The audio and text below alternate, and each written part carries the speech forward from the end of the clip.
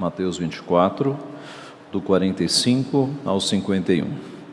Diz assim a santa, inerrante palavra de Deus. Quem é, pois, o servo fiel e prudente, a quem o Senhor confiou os seus conservos para dar-lhes o sustento a seu tempo? Bem-aventurado aquele servo a quem seu Senhor, quando vier, achar fazendo assim. Em verdade vos digo que lhe confiará todos os seus bens.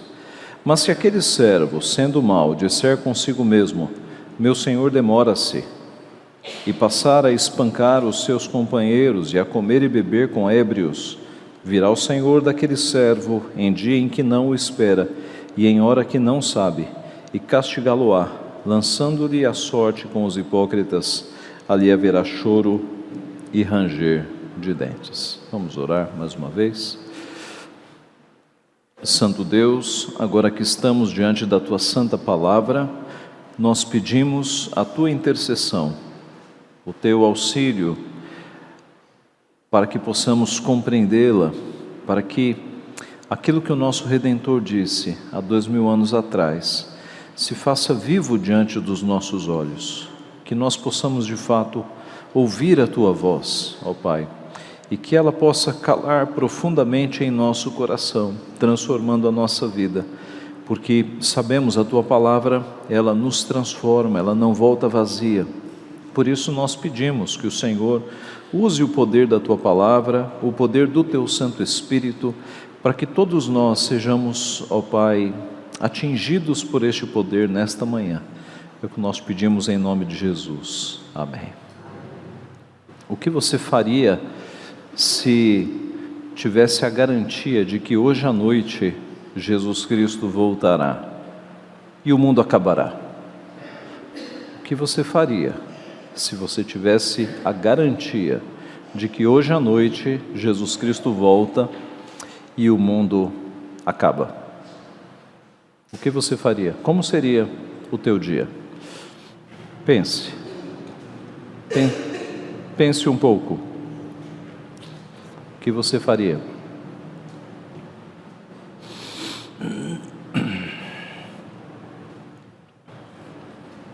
Pensou? Logo depois que Jesus falou muitas coisas a respeito dos fins dos tempos, Mateus 24, nós temos visto, é o sermão profético, é o sermão escatológico, em que Cristo dá todos os detalhes, começando pelo princípio das dores. A comparação é com uma mulher que vai dar à luz. Então ele fala do princípio das dores, depois fala das grandes dores, da grande tribulação, e depois ele fala da vinda do Filho. Então, depois dele dar todos os sinais aos seus discípulos, ele fala sobre vigilância. Foi o que nós recebemos da parte de Deus no domingo passado, a questão da vigilância. E agora ele vai falar sobre a questão da fidelidade, E ele vai usar uma parábola em que um homem, um servo, no começo da parábola tem um comportamento bom, e o mesmo servo vai ter um comportamento mau.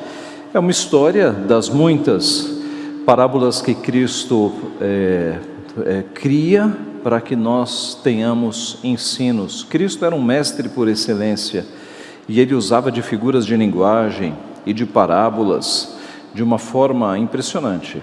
E nós sabemos hoje, todo mundo sabe, que histórias gravam muito mais na nossa mente do que grandes textos em outro formato. E Cristo então por várias vezes lançou mão de parábolas, de pequenas histórias, para que nós guardássemos ensinos preciosos. E aqui nesta parábola ele tem um servo que no começo age de forma fiel e depois age de forma infiel. Cristo usa conjecturas: se este servo fizer assim, vai receber isto. Se esse servo fizer de outra forma, ele vai receber isto. Então, ele começa a falar da bênção da fidelidade e na sequência da maldição da infidelidade. São duas lições grandes que nós temos nesta parábola. Vejamos em primeiro lugar então a bênção da fidelidade, verso 45. Quem é, pois, o servo fiel e prudente, a quem o Senhor confiou os seus conservos para dar-lhes o sustento a seu tempo? A parábola começa com um senhor nomeando um dos seus escravos para cuidar dos outros enquanto ele sai de viagem. Ele vai sair de viagem, dentre dos seus servos ele escolhe um, para este um cuidar de todos os outros, dando alimentação e tudo o que eles necessitam para fazer os trabalhos. Não é dito quem é esse servo, mas é dito que ele é fiel e prudente. Ele vai cuidar de todos os outros. O verso 46 diz: bem-aventurado aquele servo a quem seu senhor, quando vier, achar fazendo assim. Então, aqui tem um bem-aventurado, feliz aquele servo, que quando o seu senhor voltar, for achado fazendo exatamente o que o Senhor disse para ele fazer. Em outras palavras, será feliz esse servo, se quando o Senhor voltar de viagem, ele encontrar este servo cumprindo exatamente as ordens. Verso 47. Em verdade vos digo que lhes confiará todos os seus bens. E aqui temos a recompensa. A recompensa então será este Senhor aumentar a confiança no servo, confiando agora não apenas o trabalho dos outros servos, mas confiando todos os seus bens, todo o seu patrimônio lhe será confiado. Então este primeiro trecho da parábola, podemos ver, é um retrato da vida cristã. Porque o Senhor é o nosso Senhor que se ausentou. Lembre-se que nós estamos em Mateus 24, que está falando da volta de Cristo. Nós estamos nesta parábola. Cristo saiu e deixou ordens para nós cumprirmos. E bem-aventurados seremos nós, se quando Cristo retornar, Ele nos encontrar fazendo as ordens que Ele nos deu. É um retrato da vida cristã. Jesus foi para os céus e nos deixou mandamentos para nós seguirmos. Ele nos deixou a sua palavra, pela sua palavra nós sabemos o que devemos fazer. E a vida cristã, meus irmãos, é uma vida de obediência. É muito mais do que você ir na igreja no domingo. Ir na igreja no domingo é o ápice da nossa semana. Como nós temos visto, é o momento em que nós nos apresentamos diante de Deus. Mas e o que fazer nos outros 6 dias da semana? Obediência. Nós passamos a semana obedecendo ao nosso Deus. Cristo disse: vós sois meus amigos se fazeis o que eu vos mando. Vocês conhecem a história daquela jovem de 22 anos chamada Perpétua? Perpétua foi presa ali na igreja primitiva, nos primeiros séculos, quando alguns imperadores de Roma perseguiam os cristãos e matavam os cristãos. Alguns imperadores traziam os cristãos para que eles dissessem: César é Senhor. E os cristãos fiéis a Jesus Cristo não diziam Cristo é Senhor, Jesus é Senhor. E Perpétua foi uma dessas jovens capturadas. Ela tinha 22 anos, foi presa justamente por ser cristã, e ela foi presa com mais 4 catecúmenos, mais 4 jovens que se preparavam para ser batizados na igreja.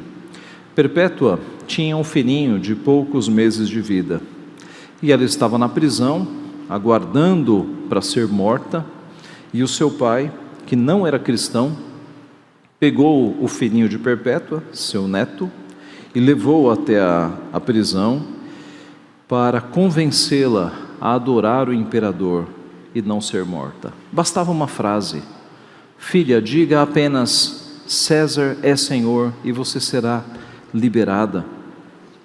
E o pai disse à filha: minha filha, pense em seu pai, pense em sua mãe, pense em seu filhinho.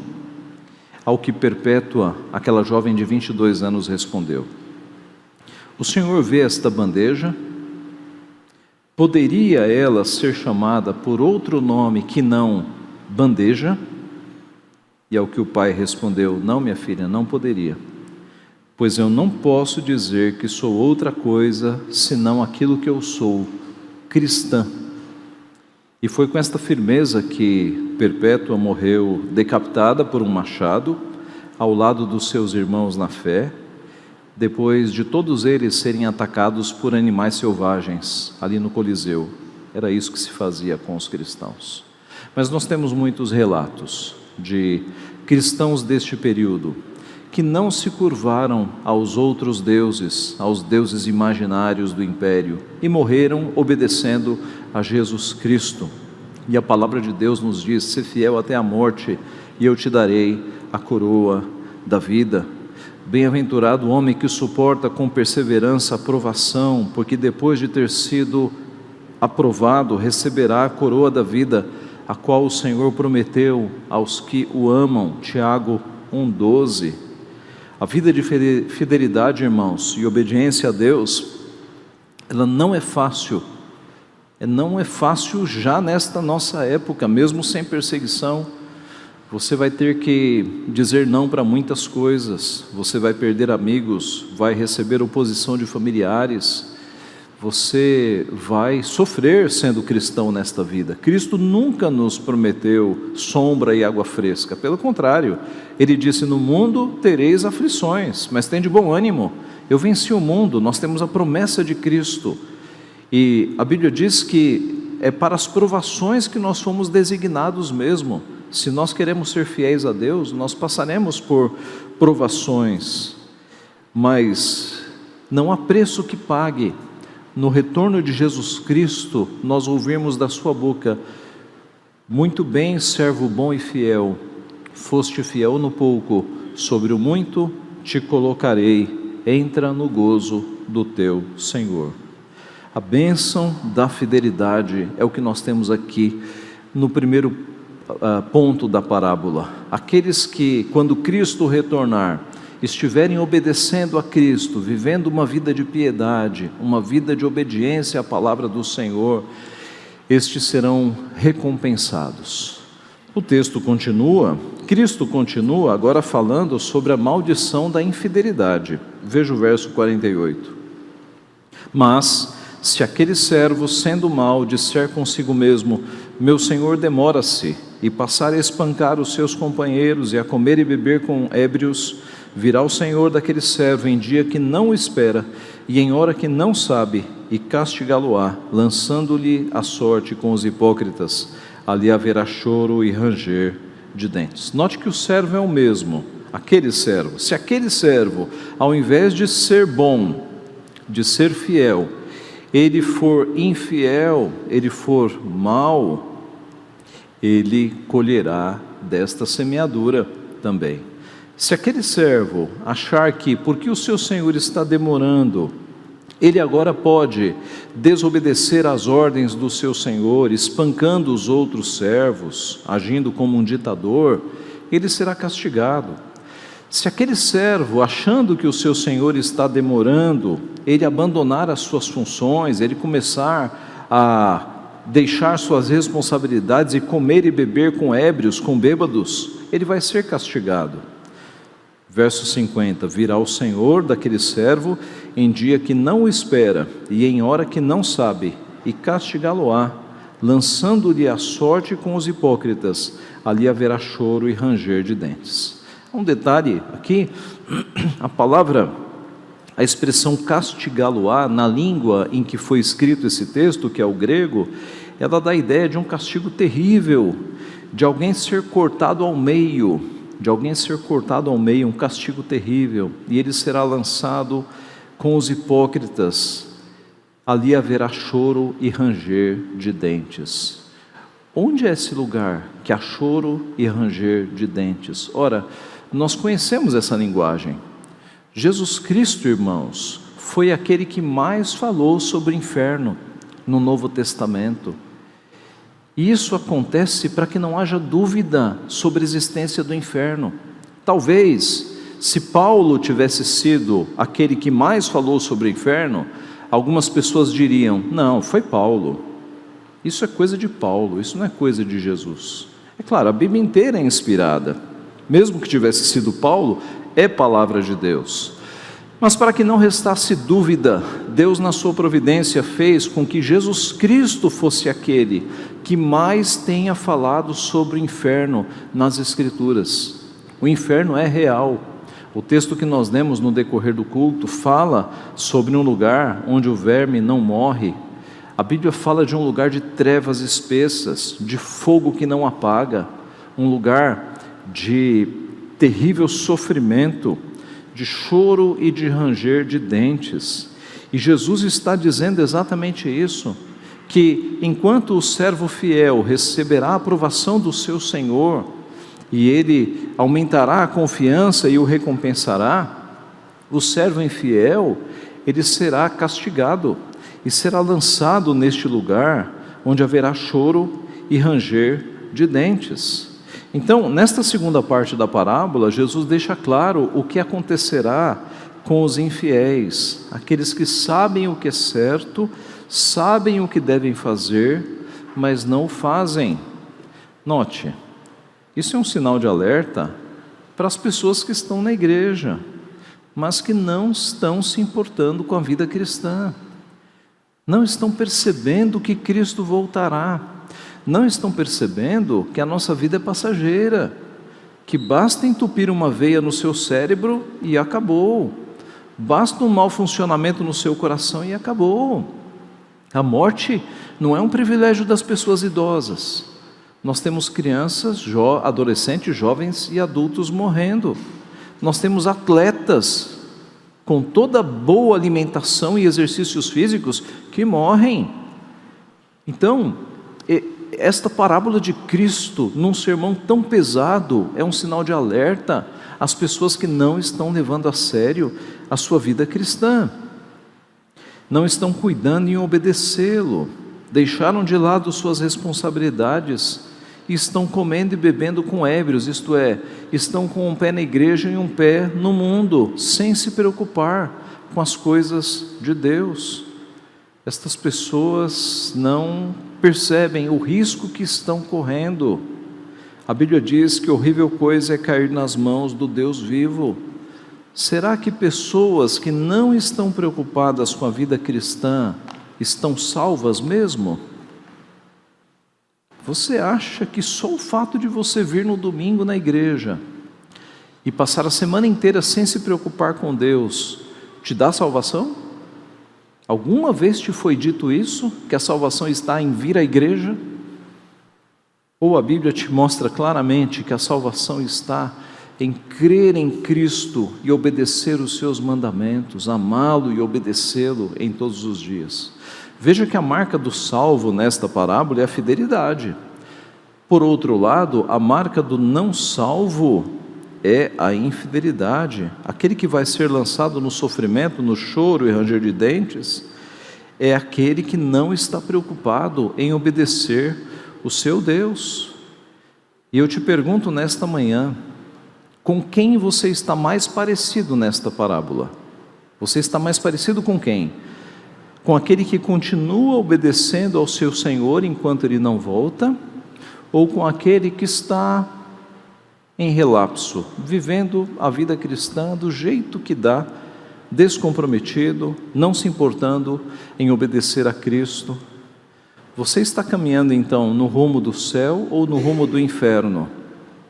Você tem caminhado em obediência ou em desobediência com o teu Deus? Esta é uma oportunidade de nós avaliarmos como está a nossa vida. Saia do caminho do inferno. O puritano Richard Bernard escreveu o seguinte sobre o inferno, com cores bem vivas: o inferno é a prisão para aqueles que se afastam da presença de Deus. É o calabouço medonho de completa escuridão. O temível lugar de chamas e o abismo sem fundo. É o lago de fogo e enxofre, a causa perdida, o caos da confusão. É terror acompanhado de lamentação, é pavor acompanhado de desolação. Ali a morte, morte sem fim, mas nunca sem começo. A justiça de Deus os alcança, seu poder os sustenta e o furor de sua ira é sentido por toda parte. Há um fogo abrasador inextinguível e um frio congelante intolerável.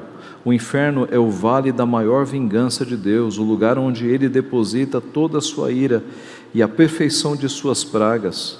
O objetivo do Senhor é exilar almas. Oh, que desgraça há ali com os lamentos de corações desolados, que rios de lágrimas por causa dos tormentos irremediáveis. Seus habitantes vivem em um imenso mar de angústia, em um oceano de calamidade. Fogo, chamas e clarões passam por eles. O verme da consciência os devora interiormente. A mão vingadora de Deus está sobre eles, derramando os frascos de sua ira. Este pastor pegou várias passagens para mostrar o quão terrível o inferno é. Irmãos, novamente, não ache que apenas vindo na igreja, no domingo, isso te dá salvação. Salvação é crer em Cristo, é arrepender-se dos seus pecados, é ter uma vida de amor a Cristo, é muito mais do que apenas vir no domingo na igreja, é viver com Cristo. O apóstolo Paulo chega a dizer: já não sou mais eu quem vive, mas Cristo vive em mim. É uma vida de obediência, é uma vida de consagração a Deus. Há muitos que estão vindo na igreja apenas por uma formalidade, mas não vivem durante a semana uma vida de obediência ao nosso Deus, e a parábola está falando exatamente sobre isso. Nós lemos no começo do culto, no Salmo 73, a parte em que o salmista tem a visão do inferno.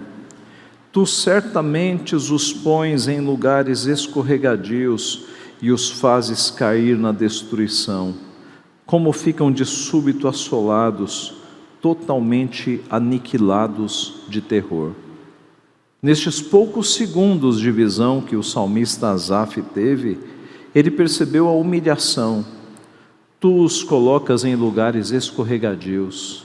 As pessoas não paravam em pé na visão de Asaf, e eles estavam ali assolados, aniquilados de terror.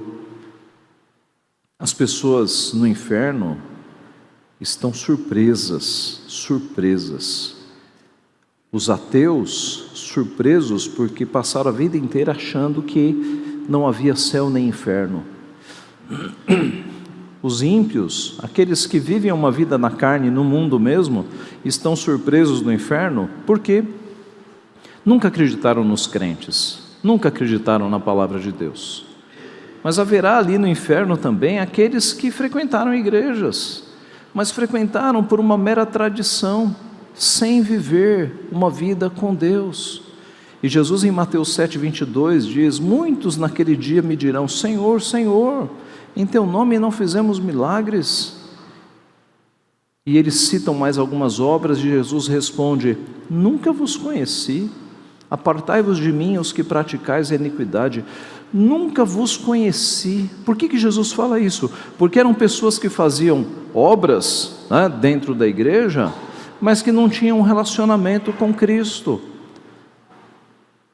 Ser crente é muito mais do que vir à igreja, é nós conversarmos com Deus todos os dias, é nós ouvirmos a voz de Deus todos os dias, ouvirmos e nos importarmos e obedecermos. Isso é, irmãos, sermos crentes.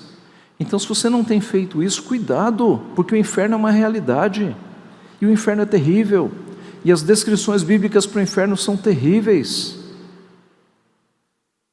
Eu nunca faço isso, mas me permitam, eu vou ler um texto mais longo, de um puritano chamado Lewis Bailey, e alguns já leram o livro dele, A Prática da Piedade.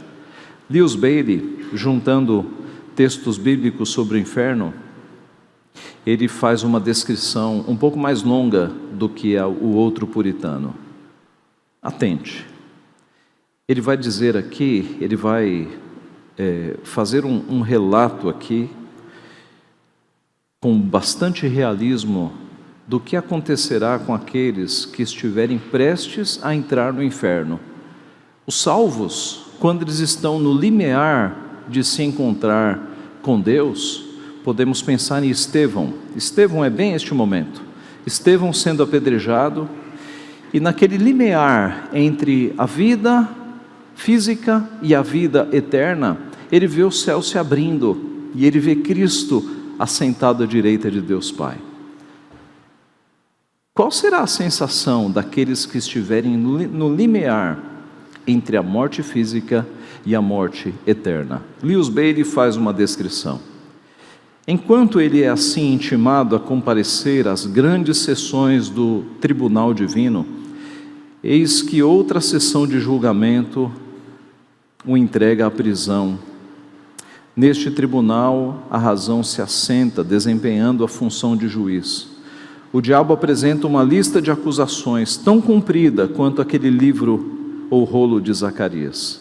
Nesta lista são alegadas todas as más ações que você cometeu e todas as boas ações que você não fez, e todos os juízos e maldições devidos a todo o pecado. Sua própria consciência vai acusá-lo, sua memória vai lhe dar amarga prova, e a morte está no tribunal, pronta como um fiel executor para despachá-lo. Se você mesmo vai se condenar desta forma, como escapará da justa condenação de Deus, que conhece todos os seus delitos melhor do que você? Bem que você gostaria de tirar da sua mente a lembrança das suas más ações que o inquietam, porém, elas fluem mais rapidamente para dentro da sua memória, e não serão postas fora, mas sim bradarão para você: nós somos as suas obras e vamos seguir você. Agora os demônios que vêm do inferno para buscar a sua alma começam a lhe aparecer e ficam esperando para pegá-la e levá-la embora, tão logo ela deixa o corpo. A alma gostaria de permanecer no corpo, mas sente que ele começa a morrer gradativamente e que está prestes a desabar sobre a sua cabeça como uma casa em ruínas. A alma está com medo de sair por causa daqueles cães de caça do inferno que a esperam. Oh, ela que gastara tantos dias e tantas noites em passatempos vãos e ociosos, agora daria o mundo inteiro, se fosse seu, pela demora de mais uma hora, para que tivesse tempo de se arrepender e ser reconciliada com Deus. Contudo, isso não pode acontecer, porque o seu corpo, que se juntava a ela em suas ações pecaminosas, agora está inteiramente inepto para se juntar a ela no exercício do arrependimento. E é preciso que o arrependimento seja do homem todo. Agora ela vê que todos os seus prazeres se foram como nunca tivessem existido, e que agora só lhe restam tormentos que nunca terão fim. Quem pode expressar suficientemente o seu remorso pelos seus pecados, a sua angústia pela presente miséria e o seu terror pelos seus tormentos futuros? A alma aflita se vê desolada desta forma e completamente destituída de amigos, ajuda e consolo. Sabendo que dentro de uma hora terá de estar no meio dos sofrimentos eternos, ela se retira para o coração, que de todos os membros é o primeiro que vive e o último que morre. Faz então esta dolente lamentação consigo mesma: ó, que miserável patife eu sou! Como me envolvem as angústias da morte, como me apavoram as torrentes de Belial. Na verdade, os laços da primeira e da segunda morte logo me apanham de vez. Oh, quão inesperadamente a morte se insinuou de forma imperceptível, grau após grau, assim como o sol, que os olhos não percebem que se move, apesar de se mover velozmente. Como a morte descarrega sobre mim o seu rancor sem piedade. O Deus da misericórdia me abandonou completamente, e o diabo, que não conhece misericórdia alguma, está à espera para me levar.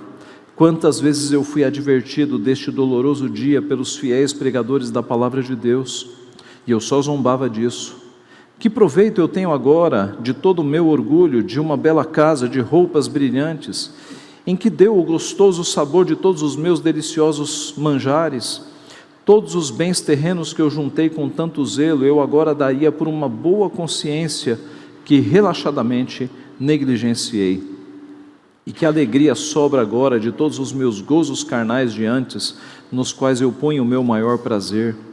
Aqueles todos eram apenas sonhos enganosos, e agora estão no passado, como sombras que se desvanecem. Contudo, só em pensar nas dores eternas que terei de suportar por aqueles curtos prazeres, me dói como o inferno antes de eu entrar nele. Todavia, com justiça confesso, tenho sido tratado como mereço, pois quantas bênçãos recebi. Fui criado à imagem de Deus, como uma alma racional, capaz de julgar por mim mesmo o meu estado. A misericórdia me foi oferecida tantas vezes, e sendo instado a recebê-la, eu negligenciei a graça de Deus, preferindo os prazeres do pecado ao cuidado religioso de agradar a Deus. Vivi licenciosamente o meu curto tempo, sem considerar as contas que eu terei de prestar no fim definitivo. E agora, juntando todos os prazeres da minha vida, eles não se equiparam nem a mínima parte das dores que agora sofro.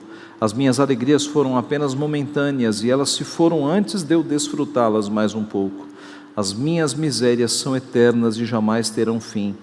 Oh, quanto tempo consumi com práticas vis! Se tão somente eu tivesse passado esse tempo lendo as Escrituras, ouvindo os sermões, recebendo a comunhão, chorando por meus pecados, jejuando, vigiando, orando, preparando a minha alma, para agora poder partir, firmado na segura esperança da salvação eterna.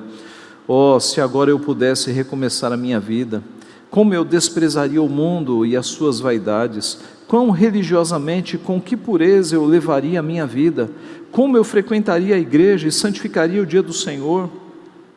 Se Satanás me oferecesse todos os tesouros, prazeres e promoções deste mundo, ele nunca me instigaria a esquecer os terrores desta terrível hora final.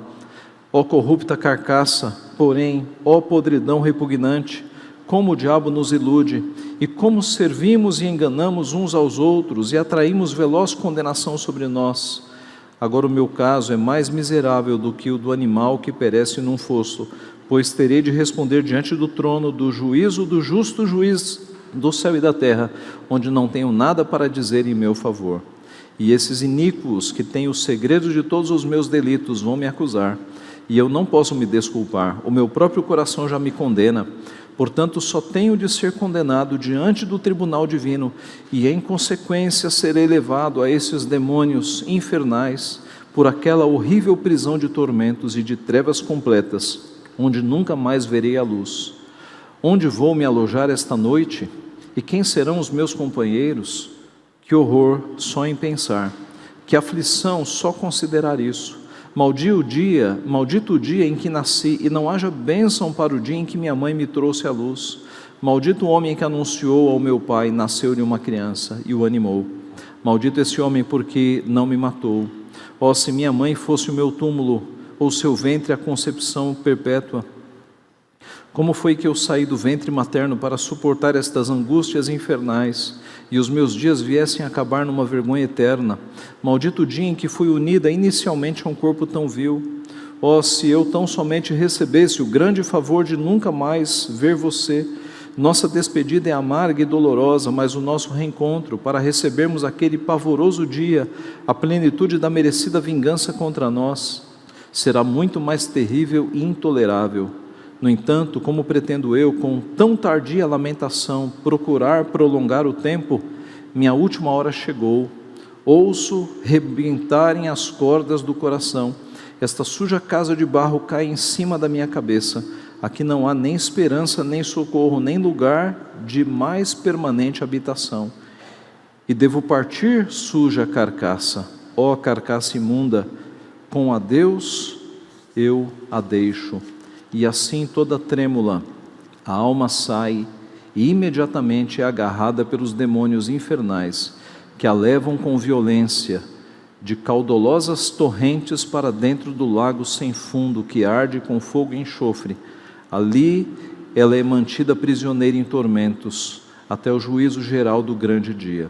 Depois a repugnante carcaça é lançada no túmulo, ato no qual, na maior parte, os mortos enterram os mortos, isto é, os que estão mortos no pecado enterram os que estão mortos para o pecado.